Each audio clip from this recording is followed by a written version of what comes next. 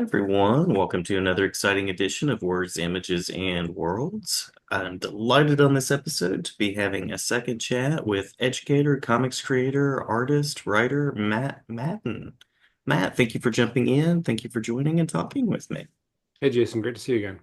Great to see you. Great to see you. You have a fascinating book that has just recently come out, and that is Six Treasures of the Spiral. And so, very curious to talk about that. And I know you're also putting material out there in the web or on the web for people to check out as well. So, we'll be sure and mention that as well through the talk. But curious about how this newest collection of work came to be. Uh, well, Six Treasures of the Spiral is the name of the collection. It's also the name of one of the stories in the collection, a comic that I drew back in 2007 or 8, I think, so a while back. And so I've been accumulating these short comics over the years, and ironically, at various points I've tried to put together a collection. It's always kind of hard to sell short story collections, both in comics and in mainstream fiction as well. It's like something that, even though everyone, when you talk about people, literature or especially literature, anyone, there's always people always love, Poe and Raymond Carver and Kafka short stories and Borges and whatever. But the but on the publishing end of stuff, people they hate it. Like they feel like they don't sell, and in comics, it's a similar thing. Like short story collections, anthologies are famously hard to get out the gate and to maintain. So, but it kind of works in my favor in the sense that I actually pitched an earlier version of this book, maybe 5 or 6 years ago. Um, and in the meantime, I have finished a couple of other short stories, most notably a story called Bridge, which is a 24-page story, which kind of is one of the anchors of the book, along with the title story, and also provides most of the artwork for the wonderful cover that Mhm. Tom Kaczynski, my publisher, put together using panels. It's a very graphic black and white story, and he did some spot colors on it, and it looks really cool, and it's gotten a lot of good feedback from people. So so when I had that story and done, I realized, okay, now I really have a sizable, chunk of not just little loose one pagers, because that's the other problem is that it can get a bit exhausting when you read a collection of like tons of like 1 and 2 page comics. So I do have a bunch of one pagers in there and 2 to 3 page comics, but they're these like, 3 or 4 longer works that really provide some real heft to the book as a collection of art and storytelling. Now, the other and really main reason that these books are all collected in this one book, these comics, I should say, are in just one book, is that all of them were made using some kind of constraint or rule or kind of Mhm. formal idea. Because I do have other short comics I've done, especially from earlier in my career, and I'm not sure what to do with them because they're sort of like from an earlier stage in development. But around the turn of 1998, 99, I started to become more aware um, of this group called Oulipo, this French experimental group that kind of promotes the idea of using self-imposed constraints and rules to create art. And that's it came out of me working on my adaptation of Raymond Queneau's Exercise in Style, which is Mhm. called 99 Ways to Tell a Story, Exercise in Style. And that book is a one-page comic which I redrew 99 times from different points of view and in different styles and in different genres. And I would tell the story backwards. So I'll tell a story where everything is like its opposite, doing it and also things like a visual anagram, to sort of imagine what that would look like. How do you anagrammatize a comic, where it's scrambling visual elements instead of just words. So, in once I kind of tapped into that idea and I kind of sank in like, oh, all art, is based on using limitations and constraints. You always have the constraints of the tools of whatever your medium is, whether it's like working in 2D for a drawing or the kind of however wood or metal or clay works. These are things that are sort of built in any. They almost define what any given medium is. Mhm. Um, and then there's like the every more kind of banal stuff like uh, just how good you can get at drawing or anatomy or perspective or how good your writing is and things like what formats are available, how much does it cost to publish something, can you hit a deadline that a publisher has asked you to hit. So all of art making is largely defined by a series of nested parameters and rules and restrictions. And from a certain point of view, that feels it's very oppressive. It's like, oh my God, why can't I just want to be creative. I just want to have fun and do stuff. Well, Mhm.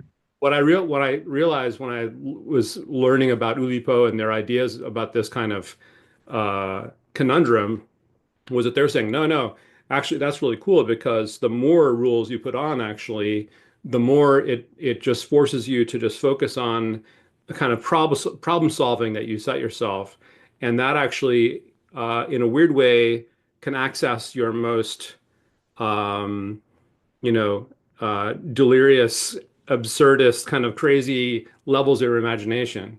Mhm. So Raymond Queneau, who founded Oulipo and also wrote Exercise in Style, before founding that group, I was like 20 years earlier, well, 15 years earlier.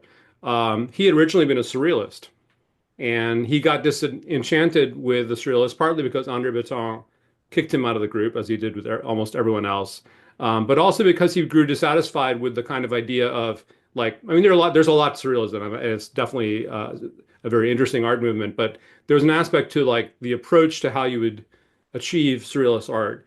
There was things like automatic writing, which is Mhm. still a very popular, prompt that people do in writing classes, and just sort of like writing, spontaneously off the top of your head, and trying to access and using that to access, your unconscious, and that was sort of the whole idea to get this like dreamlike logic. And Kano uh, believed that you could get to a similar end, but through a totally different means, which is almost pushing the opposite extreme of automatic writing, and which is constrained writing, completely Mhm. restricted writing, where you have to write a whole text without using the letter E, or you have to write a text. There's a constraint called the prisoner's restriction, where you have to write a text where you can't use any ascenders or descenders. You can't write a B. You can't write any uppercase letters. You can't do like a Y or a G, right? Only letters that are like A, X, C, that don't go up or down. Mhm. So these are the kind of things that are just like are fascinating. And for myself as a growing artist, I was in my late 20s when I learned about this.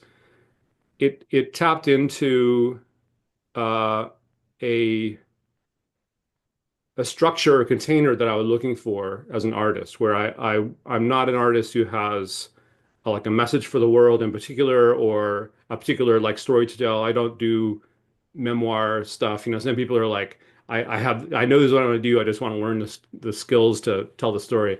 I've always been kind of interested in a lot of different stuff. I'm kind of a generalist in that sense. And I like to surprise myself when I'm creating. I just want to start creating something and see where it takes me. And but if you don't have, I find that if I just start doing it automatically and just off the top of my head, often ends up a little bit hackneyed, a little bit obvious, a little bit like cliche, the stuff I've done before. Um, but if you add some extra constraints on there, uh, you know, such as even as simple as saying, um, you can only use I don't know, geometric shapes, and you can't draw organic shapes. That already puts you into a different mindset of how you're going to problem solve to tell a Mhm. story that way, to create, how do you create a human character that way? And then you can go further with stories like I'm doing in this book, which are like, I mentioned a palindrome earlier, which is like race car, or go hang a salami, I'm a lasagna hog is a longer one, a Mhm. phrase that you can read in both directions, right? And so I have a story called Drawn Onward, which is a visual palindrome of sorts. It's actually a crab canon. It's a musical form that also uses like symmetry to it.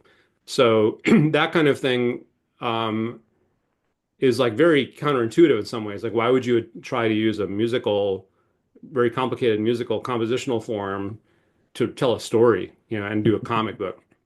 But for me, that got my mind just like sparking in all kinds of ways. I was like, oh, I could make it kind of a star-crossed love story, and I could have the two kind of melody lines be two different characters who are existing on these sort of parallel realities that are, and that kind of stuff really excites me, and it really, and I found, and I hope this collection, proves, brings out all these kind of weird stories out of me. Like there's, one admitted risk of a collection like this, and the way I work in general is that it's very eclectic. There's um, the drawing styles change a lot. The tone, there's some sad stories, there's some weird stories, there's some porn in there. It's kind of like it runs a wide gamut. Um, and for me as an artist, so that's exactly what, it was exactly the kind of thing I was looking for, of a kind of you know, um, I hesitate to call it like a magic device because it's actually very difficult, and it's like more of a, you know, it's more like a one of those Hellraiser puzzles or something where you have to be careful how you use it because it's actually quite dangerous and can get you in trouble. But for me, it's been just like it's completely changed, or not changed, but like gelled and solidified who I am as an artist in the over the last, 20, 25 years. So the earliest story in the collection is from like 1994 or 5, which is several years before I was even aware of Kano and Oulipo and all that stuff. But it shows that it sort of proved that, like, retroactively, from the beginning, I've been grasping for that kind of solutionist stuff, and I was sort of inching in that direction. And then it went and got sort of turbocharged when I started reading about Kano and Oulipo, and I discovered Ubapo, which is a French group of cartoonists that are already working on this kind of stuff. I was going to ask about the inspiration and sort of like the idea sparking phase, but I'm also curious about some of that filter of like when you know an idea is working and when you need to stop and rework an idea. What is that like for you? Oh yeah, that's a really good question. I mean, that's that, like I'm saying, it's not a sort of magic button you can press. It's not like an AI device that creates comics for you. Working with constraints does not exempt you from the a certain amount of the, hair pulling and wall hitting that comes with any creative endeavor. And I think of it, I've come to think of creating a given work of art as a kind of cyclical, never-ending process that you kind of choose at some point to say, like, all right, maybe, like, all right, I've spent some time with this, it's not working out, I'm gonna set it aside. Um, which is different from saying I'm abandoning it. I can't do this, or I'm not good enough. But just like, this isn't working for me right now, and maybe I'm Mhm. not. It's not engaging, or maybe it's tougher than I thought it was going to be. I do have a little, folder of stories that are kind of probably permanently on hold. Most of them I probably won't go back to, but there always, I never abandon them entirely. There was a sense like, maybe I'll come around to them again and figure out a new way in.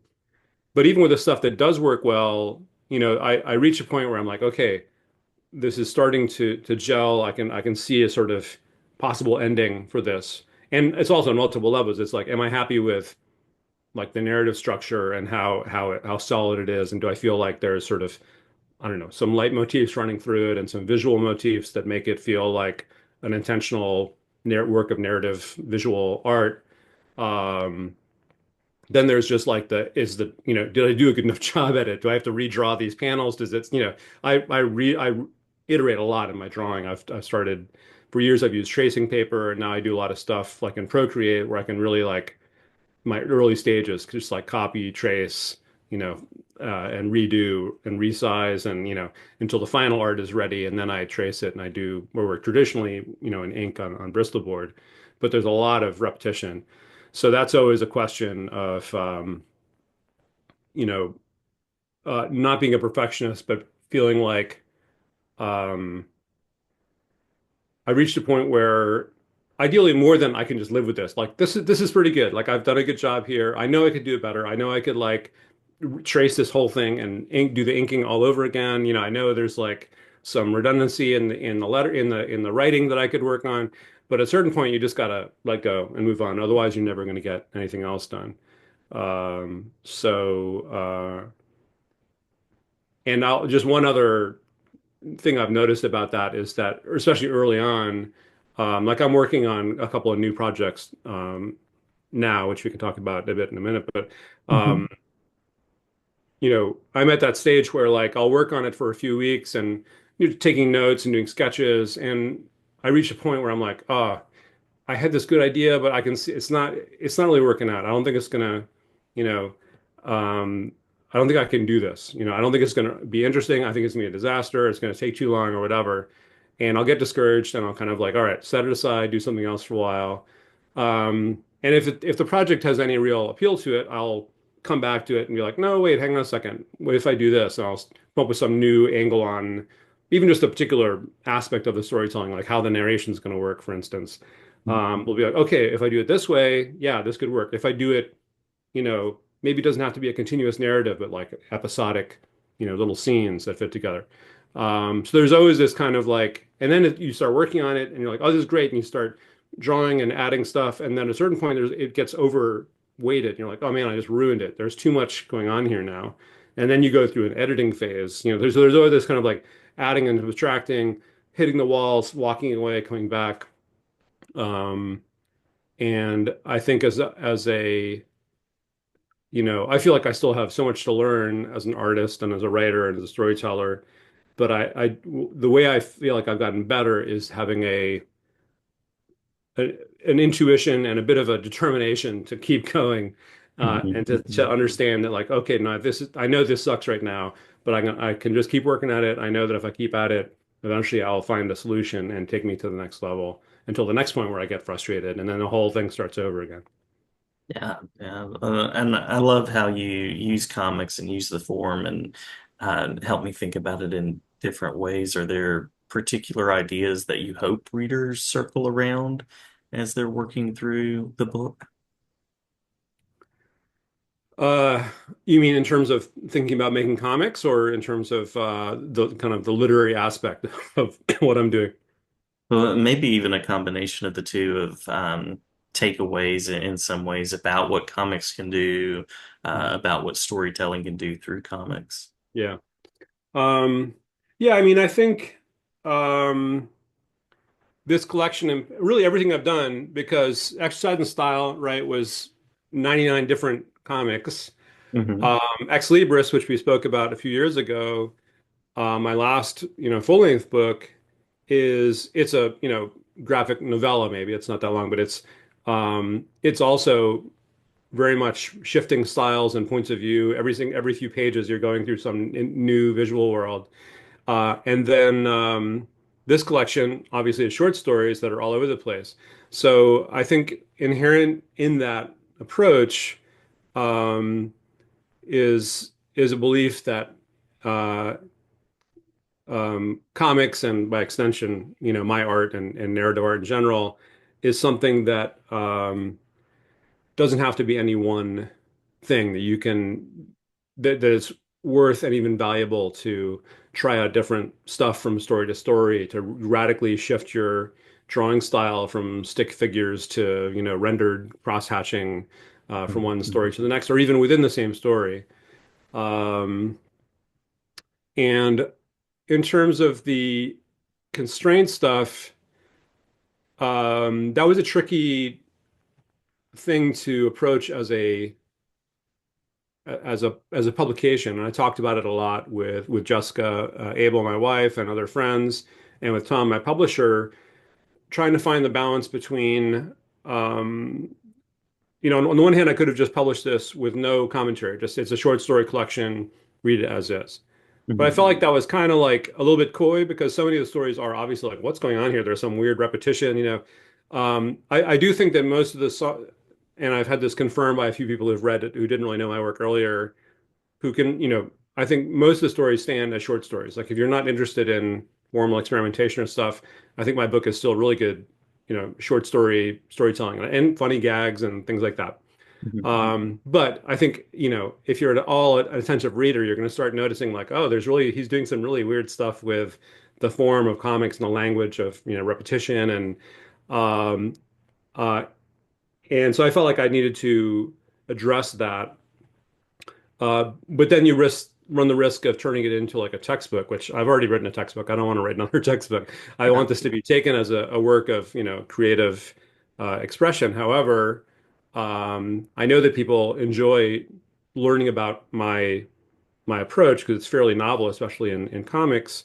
And in a more, practical sense, as a short story collection, I realized that like if any kind of like extra angle that I have that'll stand out in the crowd is probably a good idea to include. And so what how the way his book is structured now is that if you just pick it up and start reading it, it's a short story collection. But when you get to the back, there's a kind of afterword that I wrote that's like a 2 or 3 page essay where I talk about Oulipo and my whole background of discovering this work. And then I have like a story by story breakdown that's I think of as kind of the director's commentary, where I talk about all the different constraints that I used, so that people who are interested, either as just like, people who like to read, watch DVDs with the director's commentary and, read interviews with authors, will just enjoy that. But I also hope that artists and teachers will be able to look at that stuff and like, oh, this is something I could use in my own work or in my classroom. I'm not teaching at a institution right now, but I still do a lot of workshops at schools and libraries and museums. And these kind of constraints and tools turn art and storytelling into a kind of game-like but very productive activity. And I think even in like a creative writing class or, really in any situation, there's a place for pulling out some experimental comics to try. So yeah, that's my hope that the book will cover that range, that like people who are just looking for a good story will find that in there and will maybe be surprised that there are so many different styles and even different genres within one collection. Um, but then there could have it blends into this other interest of saying, oh wow, comics really are a kind of amazing medium. And then here's a particular way here's one really weird way that you can play around with repetition of panels and different drawing styles to create these weird and very unique stories. Yeah, very, very interesting. And I love how comics bring so many elements together and you push that even further. By means of a final question, any next directions that you're thinking about, new creative challenges, and then the places where we might be able to find out more about you? Um, I'm working on, excuse me, kind of in parallel and pretty slowly on two new projects that I believe are going to be book length projects when they're done. But it's a ways off. But one of them, I mentioned earlier, like having the realization that I could do something uh, kind of episodic and not have it be a continuous narrative. Um, I have a project that's all I'll say about it for now is that it's riffing on the idea of Winsor McCay's strip, Dreams of a Rarebit Fiend, which were these old kind of bourgeois nightmare comics that he did in parallel to Little Nemo and Slumberland. And I just did a first kind of test comic of that, which I posted on social media on my Instagram, which is at M Madden Comics, and also on my Substack, which I want to come back to in a sec. But so I again, that was a solution for me where I was like having trouble getting started and not knowing to commit, how much to commit to this project. So I don't know if it's going to be a short story or a book yet, or what the final drawing style is going to be like. And I realized, you know what, I can just do 1 page or 2 page comics, share them, and get some feedback on them, and that'll motivate me, and it will also get me, uh, you know, regularly putting stuff out and slowly sculpting this thing into whatever its final form is going to be. And I don't know at this point. And then I have another project that's a very constrained Ubapo thing that's very fun when I work on it, but it's very difficult, and I need to kind of like set aside a whole day to like put my murder board on the wall with the red string and try to get in the mindset of a serial killer and figure out how all this stuff's going to work. So that I probably won't share until it's much further along. So, but that's sort of like a behind the scenes thing. So yeah, my Substack is called Build Your Own Labyrinth, and I really encourage everyone to check it out. It's because it's sort of based on some of the stuff we're talking about in this interview, which is that it's really where I can share. It's sort of like online and expanded version of the back part of my new book, where I post, regularly, once, twice a month with examples of different kinds of constraints that I've used or that other people have used or that I've used in teaching. And they're pretty fun. And I may try to make them very practical too. So again, for like teachers or students or artists that want to play around with this stuff, I have sort of instructions and often like PDFs you can download and things like that to try this stuff out. So yeah, that's probably the best place to keep tabs on me. And if you subscribe, you'll get in your inbox too, and that's a good way to keep up with my various activities. Wonderful. Well, I'm always curious about what you're working on, and when I saw the new book was out, I thought I really need to talk to him about that and hear some of the backstory and some of the ideas. So always glad to chat with you, and many thanks for the talk. Glad to have you Sure. back Yeah. anytime. Yeah. Thanks for reaching out, and I'll be happy to talk again sometime. Sounds great.